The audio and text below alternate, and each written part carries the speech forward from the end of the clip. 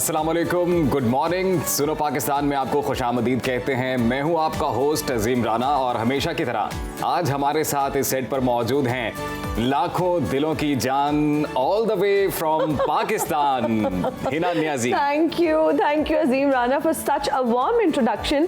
लेकिन जो आपने इंट्रोडक्शन कराया उसके बाद मैंने सोचा है कि मैं कभी गाना नहीं गाऊंगी क्योंकि जिस शख्स के अंदाज में आपने मेरा इंट्रोडक्शन कराने की कोशिश की है, बहुत ही खूबसूरत आवाज़ है। वैसे आप भी बहुत अच्छा गाते हैं ना? जी जी बिल्कुल, मुझे भी ऐसा लगता है कि मैं बहुत अच्छा गाता हूँ और अगर आप कह रही हैं तो फिर तो मैं वाकई बहुत अच्छा गाता हूँ। आप अच्छा गाते हैं और उनसे तो बहुत अच्छा गाते हैं और हम कभी लाइव सेट पे भी आपसे कुछ मौसीकी का तड़का लगवाएंगे। बिल्कुल जरूर जी, एनी टाइम गानों की बातें करते रहेंगे। इससे पहले हम आपको ये बताते हैं कि आज के प्रोग्राम में जो अहम चीज़ें हैं वो क्या क्या हैं और आज के हमारे मौज़ूआत क्या हैं।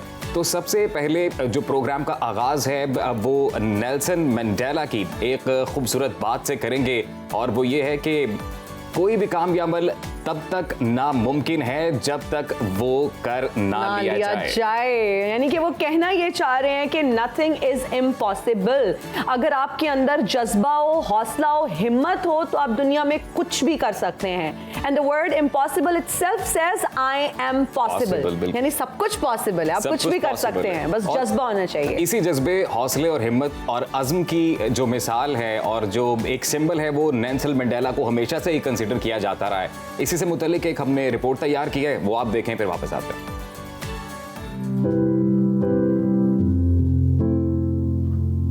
नस्ली इम्तियाज के खिलाफ तवील जदोजहद के दौरान तकालीफ बर्दाश्त करने के बाद फतह हासिल करने वाले जनूबी अफ्रीका के हरदिल अजीज सियासतदान और अवामी रहनुमा नेल्सन मंडेला को दुनिया में उम्मीद की अलामत के तौर पर देखा जाता है। वो 18 जुलाई 1918 को जनूबी अफ्रीका के थेम्बू कबीले में पैदा हुए। उस वक्त अफ्रीका नस्ली इम्तियाज और इंसानी हुकूक की खिलाफ वर्जियों के लिए बदतरीन मुल्क था, जिसके बायस स्याह फामों की जिंदगी अजीरन हो चुकी थी। उन्होंने जनूबी अफ्रीका में नस्ल परस्त सफेद फाम हुक्मरानों से आज़ादी की जद्दोजहद के दौरान अपनी जवानी के 27 साल जेल में गुजारे। नस्ल परस्ती और अदम मसावात के खिलाफ तवील जद्दोजहद पर 1993 में उन्हें अमन का नोबेल इनाम दिया गया और अगले ही साल भारी अक्सरियत से वो मुल्क के पहले स्याह फाम सदर मुंतखब हो गए। उन्होंने मुसलसल जद्दोजहद के ज़माने और बाद में भी अपने मुखालिफिन ही नहीं, अपने करीबी साथियों की नुक्ताचीनी और कड़ी तनकीद को भी बर्दाश्त किया। बिलाशुबा उन्होंने एक तल्ख और सख्त जिंदगी गुजारी, लेकिन हर मौके पर दरगुजर और तहम्मुल का मुजाहिरा करते रहे।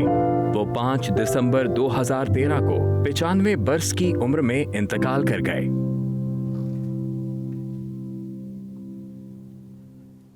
नेल्सन मंडेला के हवाले से आपने एक तफसीली रिपोर्ट देखी और अब हम आपको बताएंगे कि आज के प्रोग्राम में क्या क्या शामिल है।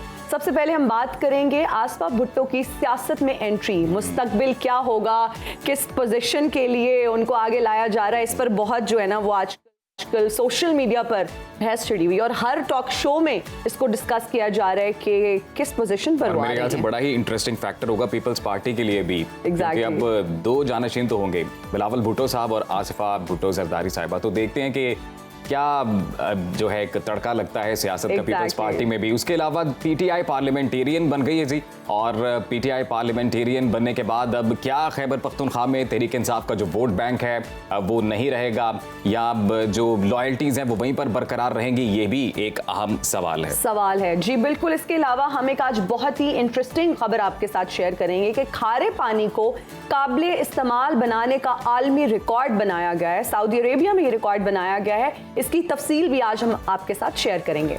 इसके अलावा एक और अहम खबर है और वो ये है कि जी सोशल मीडिया ऐप्स के जरिए लोगों को कैसे लूटा जा रहा है। हम कोशिश करेंगे कि कैसे इससे बचा जा सकता है, वो तमाम हल आप तक हम पहुंचाएं, क्योंकि हमने हालिया दिनों में देखा एक बड़ी सैड न्यूज़ भी थी रावलपिंडी से कि एक साहब थे इसी तरह से वो शिकार बने हैं और सोशल मीडिया पर उनको लूटा गया एक ऐप के जरिए, जिसके बाद उन्होंने अपनी जान ही दे दी। बिल्कुल। और बहुत अनफॉर्चुनेट बात यह है कि बहुत सारे लोग ऑनलाइन फ्रॉड का शिकार हो जाते हैं, उनको पता ही नहीं चलता। अगर एक छोटी सी मैं एग्जांपल दूं, अगर हम ऑनलाइन शॉपिंग ही करते हैं, एट टाइम्स इस पे बहुत सारी हम मीम्स भी देख रहे होते हैं कि हम ऑर्डर क्या करते हैं और हमें रिसीव क्या होता है। ये तो बहुत छोटे लेवल का फ्रॉड है। जैसे अगर हम क्रिप्टो करेंसी की बात करें, बहुत सारे लोग उसमें इन्वेस्ट करते हैं। फिर लोन एप्स इस तरह की हैं कि जो आपको इस जंगल में फंसा देती हैं कि जी आप इतने पैसे हमसे लें और आपको फिर उसे डबल ट्रिपल अमाउंट पे करनी पड़ती हैं। बहुत सारे और भी उसके साथ मसाइल होते हैं। इस पर भी आज हम तफसील से बात करेंगे। लेकिन हिना, से पहले आज हम जो थोड़ा सा चेंज ये करने जा रहे हैं कि जो दिलचस्प खबरें हैं वो हम चाह रहे हैं कि वो पहले अपने नाज़रीन तक पहुंचाते हैं। और बड़ी इंटरेस्टिंग खबर ये है कि जी सऊदी अरब का यौमिया 11.5 मिलियन मकब मीटर खारे पानी को काबिले इस्तेमाल बनाकर आलमी रिकॉर्ड। दुनिया भर में 66 करोड़ अफराद पीने के साफ पानी से महरूम हैं। और इस पीने के साफ पानी से महरूम अफराद की अक्सरियत जो है वो चूंकि दही इलाकों में रहती है। गैर सरकारी बैनुल अक़वामी तंजीम वाटर एड के अदादो शुमार के मुताबिक भारत में 6 करोड़ 30 लाख अफराद को साफ पानी मैसर नहीं है। और हिना, इसके अलावा दुनिया के कई बड़े ममालिक हैं, पाकिस्तान उसमें शामिल है, कि जहाँ पर लोगों को पीने का साफ पानी मैसर नहीं है। और ये इतनी बुनियादी चीज़ है क्योंकि ज़्यादातर जो मेजर डिजीजेज हैं, जो बड़ी बीमारियां हैं, वो बिल्कुल पानी से ही फैलती हैं। बिल्कुल। और अगर पानी की बात की जाए, एक बुनियादी ज़रूरत है। और अगर कराची की स्पेसिफिकली बात की जाए, या लाहौर की भी बात की जाए, तो जैसा से अजीम ने कहा कि लोगों के पास पीने का साफ पानी नहीं है, लोग इससे महरूम हैं। लेकिन सऊदी अरेबिया ने इसका बहुत ही ज़बरदस्त हल निकाल लिया है और वो पानी को फिल्टर करेंगे और लोगों के लिए खारा जो पानी है वो अब लोग उसको इस्तेमाल कर सकेंगे। हमारे यहाँ भी अगर ये सिस्टम स्टार्ट हो जाए और इस तरह से पानी को प्योरीफाई करने का अमल स्टार्ट कर दिया जाए, तो जो पानी ज़ाया होता है वो पानी ज़ाया भी नहीं होगा और लोगों के पीने में भी साफ पानी जो है लोगों के लिए दस्तयाब होगा। और बिल्कुल, और ये बहुत ज़रूरी है जी, पीने का साफ पानी, क्योंकि ये वो चीज़ है जो बुनियादी ज़रूरियात ज़िंदगी में आता है। बिल्कुल, जब हम खुराक की बात करते हैं, पानी की भी बात करते हैं। बिल्कुल। और मेरे ख्याल से कोई भी जो गवर्नमेंट है उसका बुनियादी जो इकदामात जो उनकी जानिब से उठाए जाते हैं, उनमें बेसिक तो ये होना चाहिए ना कि रहने खाने पीने की जो सहूलियात है, कम अज़ कम वो अपने शहरियों तक बेहतरीन अंदाज में पहुँचाई जा सकें। और इसीलिए फिर हम लोग जो डेवलप्ड कंट्रीज़ हैं, या फॉर एग्जाम्पल स्कैंडिनेवियन कंट्रीज़ का जिक्र ज़्यादा करते हैं, क्योंकि वहाँ पर लोगों को ऐसे बुनियादी मसाइल का कम अज़ कम सामना नहीं करना पड़ता। बिल्कुल जी। और पानी वैसे ज़ाया भी। अच्छा, यहाँ पर एक और चीज़ भी शेयर करना चाहूँगी। अब तो पानी के मीटर्स भी लगना शुरू हो गए हैं, मेरी विसिनिटी में तो लग रहे हैं। मतलब आप जितना पानी इस्तेमाल करेंगे प्रॉपर बिल आएगा। पहले भी बिल आता था पानी का, लेकिन अब मेजर किया जाएगा कि किस घर में कितना पानी इस्तेमाल किया जा रहा है। जी, कल इसकी साइंस मेरे फादर मुझे सारी समझा रहे थे कि कितने लीटर्स के बाद 1 यूनिट कंसिडर किया जाएगा और कितना पानी ज़ाया हो रहा है उसका भी अब हमें बहुत ख्याल रखना पड़ेगा। अक्सर जो है हम नल खोल देते हैं बर्तन धोते हुए, तो पानी का क्राइसिस भी फ्यूचर में जाके हमें बहुत ज्यादा फेस करना पड़ेगा। इसीलिए this is the right time कि पानी को बचाएं जी, वेस्ट होने से बचाएं। आगे बढ़ते हैं। जो दूसरी हमारी इंटरेस्टिंग खबर है वो है लोपफीट, जो कि दुनिया की पहली इलेक्ट्रिक बाइक है जिस पर इलेक्ट्रिक ट्रेडमिल नस्ब की गई है। लोपफीट एक डच प्रोडक्ट है जो कि नकलो हमल का जदीद तरीक़ाकार है।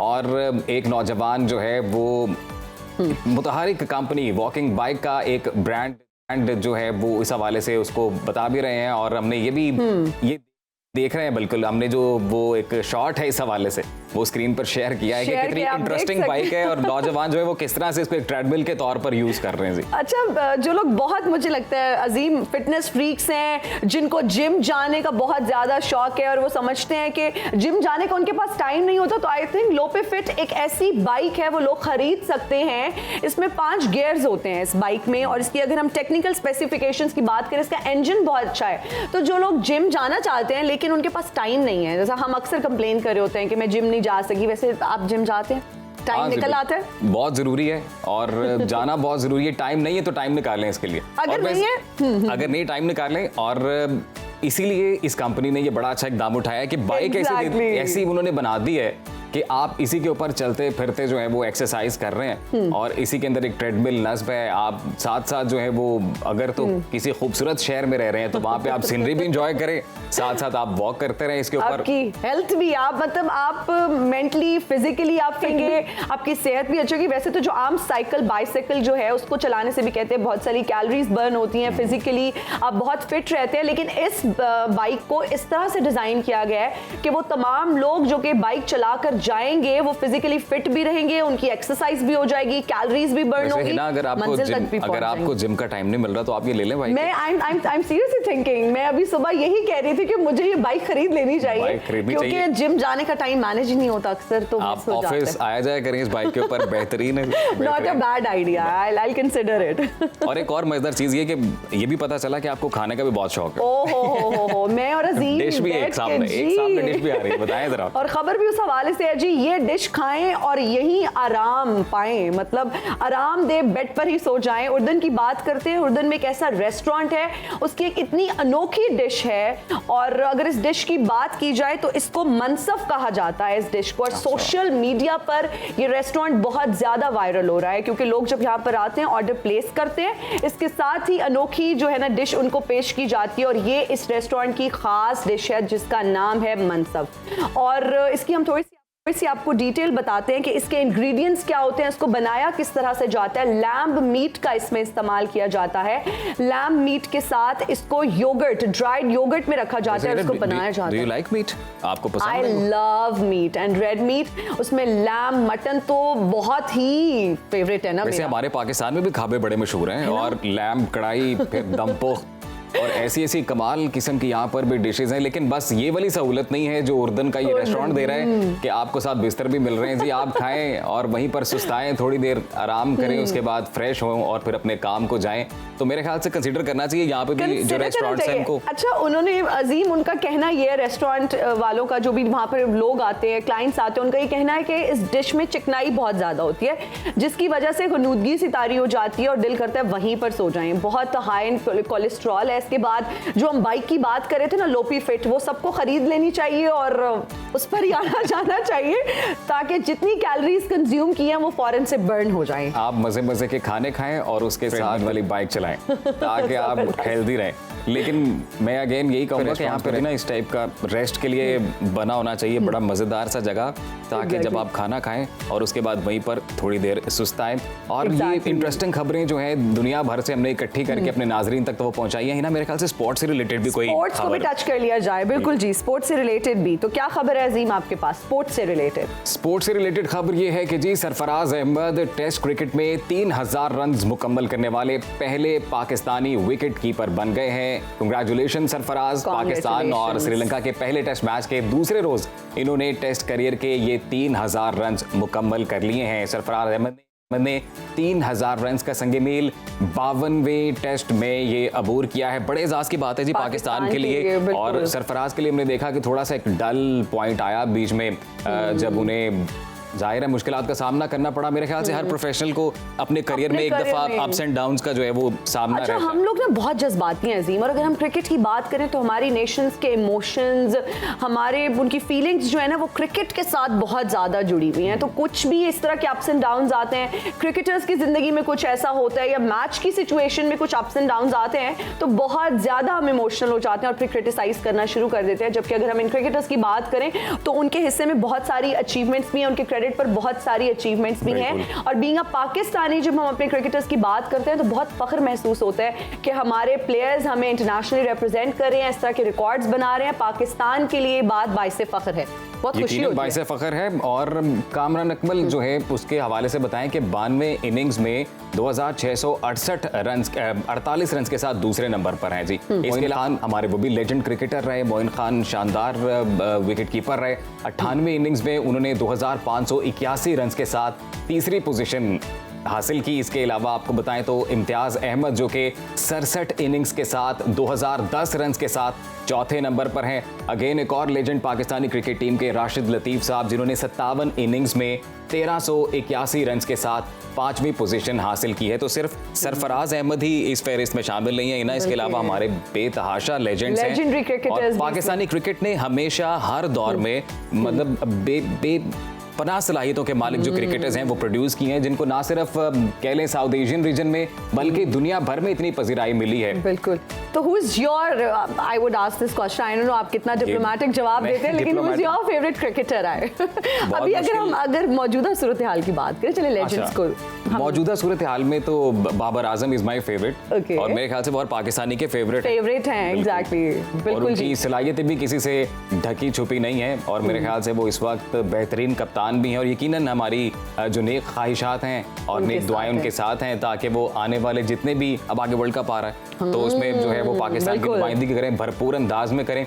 तो है ना, ये तमाम तर खबरें स्पोर्ट्स से रिलेटेड दुनिया भर की जो दिलचस्प हैपनिंग्स हैं वो हमने अपने नाज़रीन तक पहुंचाई हैं। अब जब हम ब्रेक के बाद वापस आएंगे तो हम डिस्कस करेंगे सियासत में क्या हो रहा है, क्या हलचल आजकल चल रही है। तो अभी लेते जी एक ब्रेक, हाजिर होंगे ब्रेक के बाद। देखते रहिए सुनो पाकिस्तान, कहीं मत जाइएगा, वापस आ रहे हैं।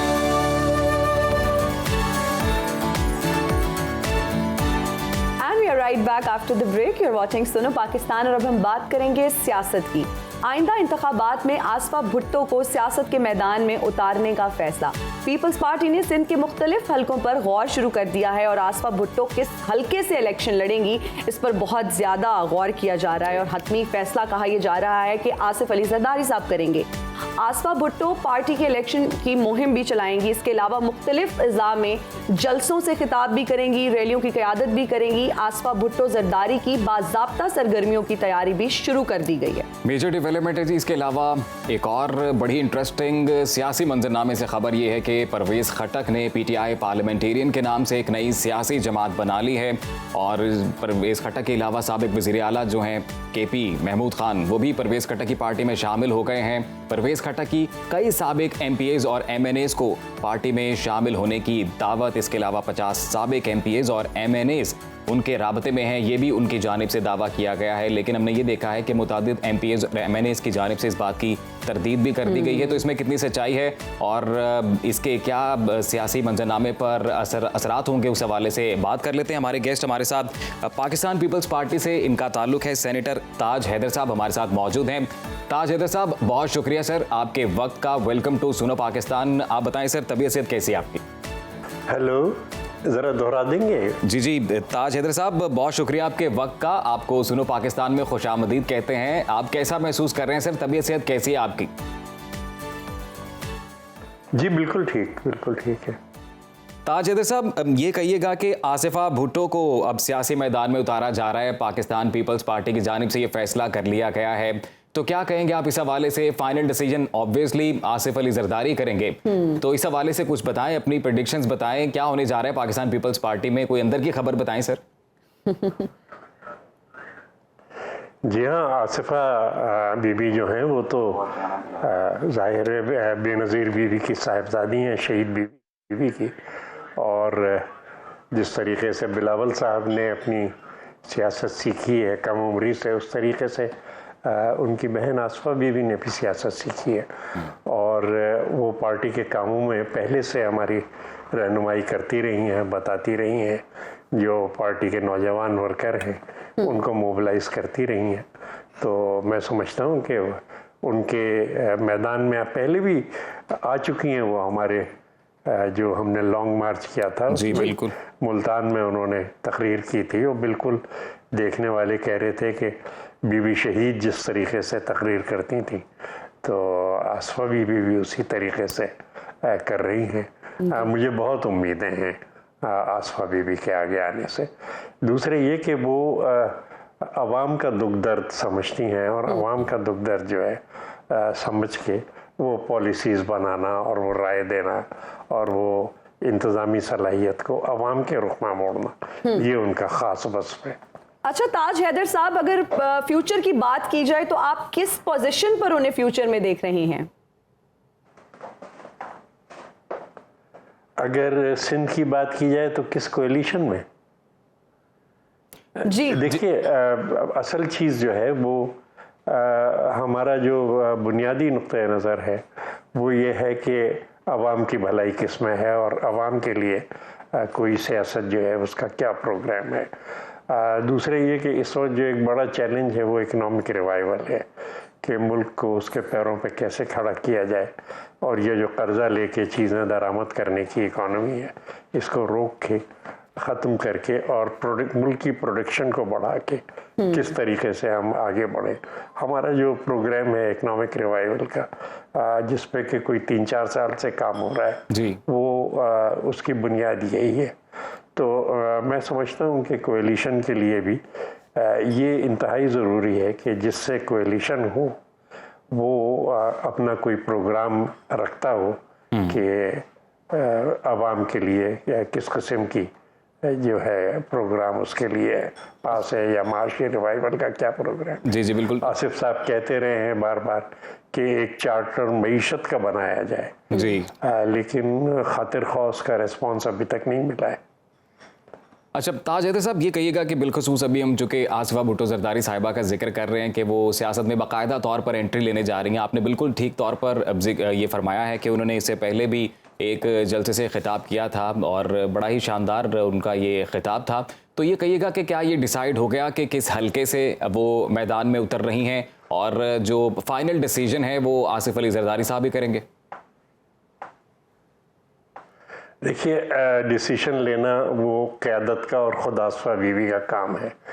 उस घराने में ख़वातीन को बराबर का रुतबा दिया जाता है और हम लेकिन एक कारकुन की हैसियत से मैं ये बात सुन के बहुत खुश हुआ हूँ कि आसिफा बीवी मैदान में आ रही हैं, क्योंकि जो पार्टी का सेक्रेटेरिएट है उसके अंदर वो काम करती रही हैं, कारकुनों की रहनुमाई करती रही हैं और मुझे उनसे बड़ी उम्मीदें हैं, पूरी पार्टी को उम्मीदें हैं उनसे। जी बिल्कुल यकीनन। ताज हैदर साहब, अब ये भी जाते जाते इस हवाले से भी हम बात करेंगे आपसे कि आप जैसे सीनियर और जय्यद जो सियासतदान हैं वो पीपल्स पार्टी का हिस्सा हैं, एतजाज़ एहसन रहे पीपल्स पार्टी में, इसके अलावा फिर हमने देखा है कि और कई जय्यद बड़े सियासतदान हैं जो पाकिस्तान पीपल्स पार्टी का हिस्सा हैं। तो आप जैसे जो सीनियर रहनुमा हैं उनकी जानिब से किस तरह का जो है वो बताया जा रहा है, किस तरह की कह लें कि इस हवाले से गाइड किया जा रहा है पार्टी को, और बिलखसूस आसिफा भुट्टो जरदारी को आपकी जानिब से क्या मशवरा दिया जा रहा है?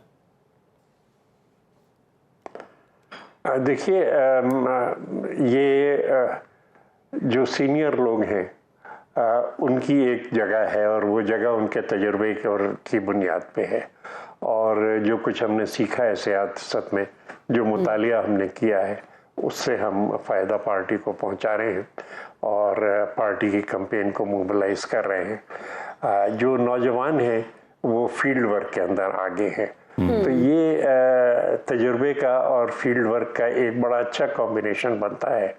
पार्टी को बने हुए कोई अब 55 साल के करीब हो गए और कई मराहिल से गुजरी है, बड़ी बड़ी कठिन हमने मराहिल देखे हैं और जद्दोजहद की है और इस तमाम से हमने बहुत कुछ सीखा है। तो ये जो है जवानों का जोश व जज्बा और उनकी ताकत और जो सीनियर लोग हैं उनका तजुर्बा और उनकी रहनुमाई और प्रोग्रामों को तश्कील देना, पॉलिसी को तश्कील देना, ये एक बहुत इफेक्टिव हमारा कॉम्बिनेशन है। जी अच्छा ताज हैदर साहब, परवेज खटक ने पीटीआई पार्लियामेंटेरियन के नाम से एक नई सियासी जमात बना ली है। आप ये बताइए कि आप इसका फ्यूचर क्या देखते हैं और क्या पीटीआई पार्लियामेंटेरियन और पीपल्स पार्टी का फ्यूचर में इत्तेहाद भी हो सकता है? देखिए, जिनके पास अवाम के लिए कोई प्रोग्राम नहीं है तो हम उन पे क्यों बात करें।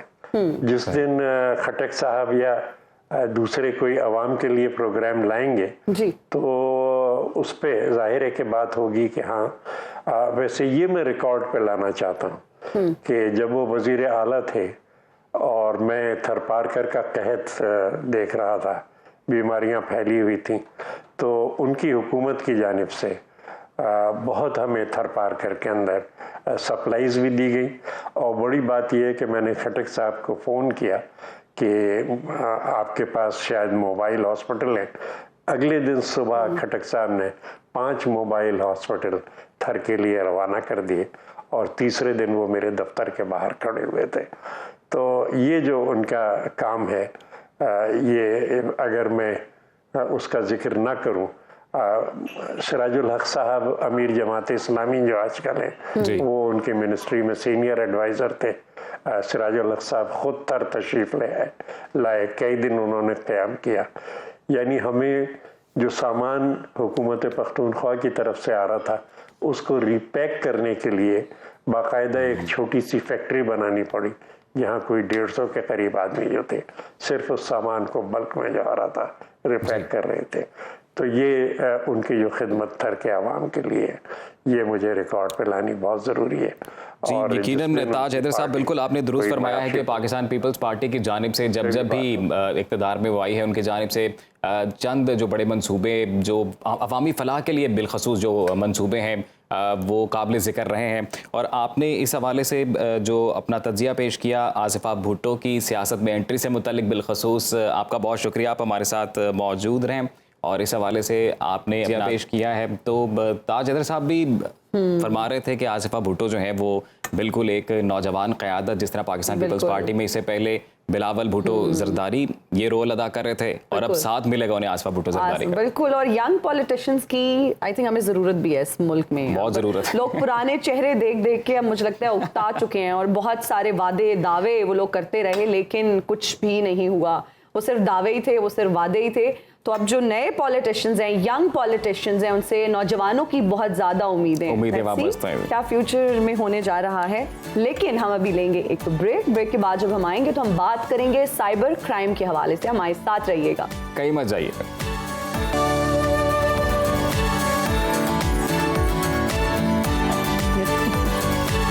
Welcome back to the show. और एक और अहम मौजू आपके लिए लेकर आए हैं जी, साइबर क्राइम से मुतल्लिक आज हम बात करेंगे। हमारे गेस्ट ज़ैन कुरैशी हमारे साथ इस वक्त स्टूडियो में मौजूद हैं, माहिर कानूनदान हैं, साइबर लॉ एक्सपर्ट हैं, इस हवाले से उनकी राय लेंगे। लेकिन उससे पहले हम ये थोड़ा जिक्र करना चाहते हैं कि बेसिकली साइबर क्राइम है क्या और ये किस तरह से इतना फ्रीक्वेंटली हो रहा है कि लोग अपनी जान से हाथ धो बैठे हैं। हालिया हमने दिनों में देखा भी है बिना कि एक रावलपिंडी के जो से साहब, उनको भी इसी तरह से सोशल मीडिया पे ऐप के थ्रू किसी ने एक स्कैम का निशाना बनाया, जिसके बाद वो इतनी स्ट्रेस में चले गए कि उन्होंने जिंदगी का खात्मा मुनासिब समझा। तो इस तरह से बेतहाशा ममनुआ ऐप्स हैं, इस तरह से कई जो हैं वो फ्रॉडियों की जानिब से ऐसे तरीक़ाकार अब इन्वेंट किए जा चुके हैं कि जिसके ज़रिए वो सोशल मीडिया पर लोगों को लूट रहे हैं, बेवकूफ़ बना रहे हैं। और डिफरेंट ऐसे प्रॉक्सी सर्वर्स होते हैं, जिस डिफरेंट इस तरह की एप्लीकेशंस बनाई जाती हैं जिसकी मार्केटिंग का एक प्रॉपर नेटवर्क होता है और उसको प्रॉपर तरीके से मार्केट किया जाता है, लोगों को अट्रैक्ट किया जाता है और उसमें फंसाया जाता है।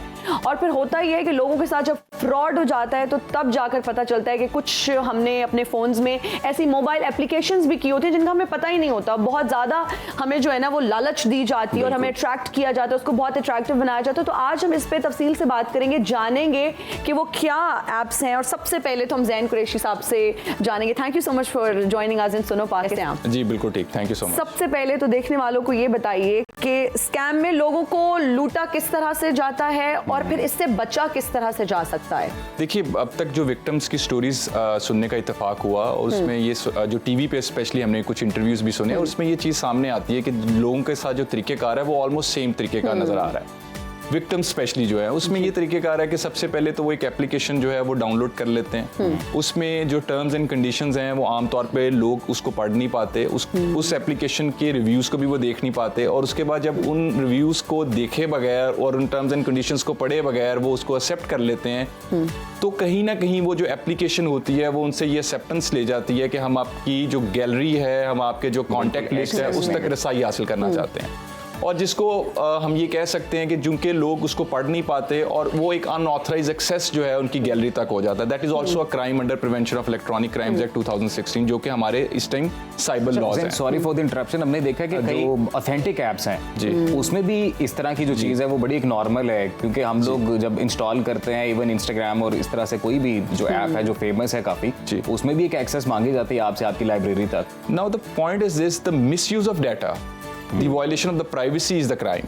अगर कोई एक्सेस लेने के बाद उसके साथ जो उसके रेलिवेंट जो है वो अगर काम शुरू कर देता है, जैसे मिसाल के तौर पे एक शख्स ने एक्सेस तो हासिल कर लिया, उसके बाद कॉन्टैक्ट लिस्ट तक रसाई हासिल कर ली, जैसे अगर हम इस केस के हवाले से से बात करें, कॉन्टैक्ट लिस्ट तक रसाई हासिल करने के बाद उनके कॉन्टैक्ट्स को ये मैसेजेस किए जा रहे हैं कि इस शख्स ने हमसे लोन लिया है। इसी तरीके से जो है उनकी फैमिली मेंबर्स को जो है वो थ्रेटन किया जा रहा है, उनको हरासमेंट का सामना देखने को आ रहा है, साइबर स्टॉकिंग के मामला देखने को आ रहे हैं, डेफेमेशन के मामला देखने को आ रहे हैं। तो इसमें मैं समझता हूँ कि एक तो मैं समझता हूँ कि अगर कोई शख्स किसी जगह से लोन लेता भी है, लेट्स सपोज अगर किसी शख्स ने लोन ले लिया, उसकी कोई लाइबिलिटी आउटस्टैंडिंग है, देखिए there are some legal ways to recover that outstanding liability. आप किसी कोर्ट में रिकवरी सूट के लिए जा सकते हैं। To harass someone, to threaten someone is a crime. और जब आप ये सारा क्राइम ऑनलाइन प्लेटफॉर्म्स पे कर रहे हो तो it becomes a cyber crime. जैसे आपने इब्तिदा की कि आपने यहाँ से किया कि साइबर क्राइम बढ़ता जा रहा है। साइबर क्राइम में जो टेक्निक्स हैं दिन ब दिन वो बदलती जा रही है। और इसी तरीके से जो ये प्रेजेंट क्राइम है, ये फाइनेंशियल रिलेटेड क्राइम्स हैं, जहाँ पे लोगों को अट्रैक्ट किया जाता है, जहाँ पे वो लोग बाजू का ट्रैप हो जाते हैं और ट्रैप होने के बाद उनके साथ इस किस्म के इंसिडेंट्स हो जाते हैं। अच्छा ज़ैन, हम सबको ये पता है ना कि खराबी है क्या और खराबी कहाँ पे है, लेकिन उसका तदारुक किस तरह से किया जाएगा? मतलब गवर्नमेंट कहीं नजर नहीं आती है, आम जो सादा लोग शहरी हैं, सादा आवाम है, उनको उस तरह से बेवकूफ बनाया जा रहा है। और गवर्नमेंट की तरफ से कोई मुनज़्ज़म उस तरह से मैकेनिज्म नहीं है, कोई रजिस्टर्ड जो फर्म्स हैं, ताकि हमें पता होना चाहिए, ताकि इस तरह के फ्रॉड्स हो ही ना। देखिए, साइबर क्राइम से बचने के लिए जो one of the best technique है, जो कि आप कह सकते हैं कि हर जगह पे आपको इस्तेमाल करनी चाहिए, that is the self awareness. सबसे पहले आपको ये पता होना चाहिए कि कोई भी चीज़ जो आप इस्तेमाल करने लगे हैं उसकी आप वेरिफिकेशन करें। वेरिफिकेशन कैसे हो सकती है? जैसे आप फर्ज किया, आपको किसी सोशल मीडिया पे कोई प्रोडक्ट नजर आ रहा है जो आप खरीदना चाहते हैं, आपको नजर आ रहा है कि प्राइस बहुत कम है और एक्चुअली प्रोडक्ट तो बहुत महंगा है। आप पहले उसी कंपनी से उसको वेरीफाई कर सकते हैं कि क्या ये प्रोडक्ट आप ही का है, ये साइट आप ही की है।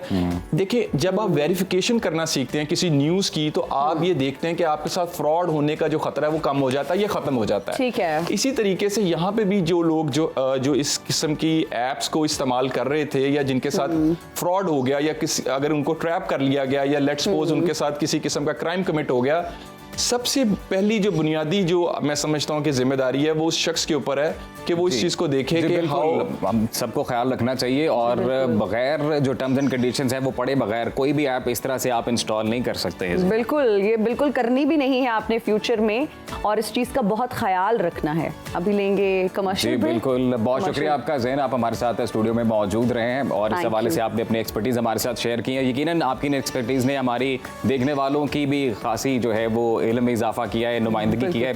तो वापस आएंगे एक ब्रेक के बाद, आप हमारे साथ रहिए जी।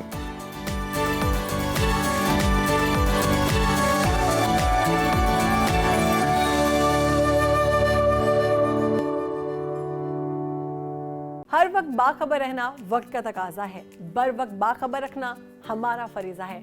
अभी सुनो न्यूज़ के YouTube चैनल को करें सब्सक्राइब, बेल आइकन पर करें क्लिक और मुल्की और गैर मुल्की खबरों से रहें बाखबर, यकीन के साथ।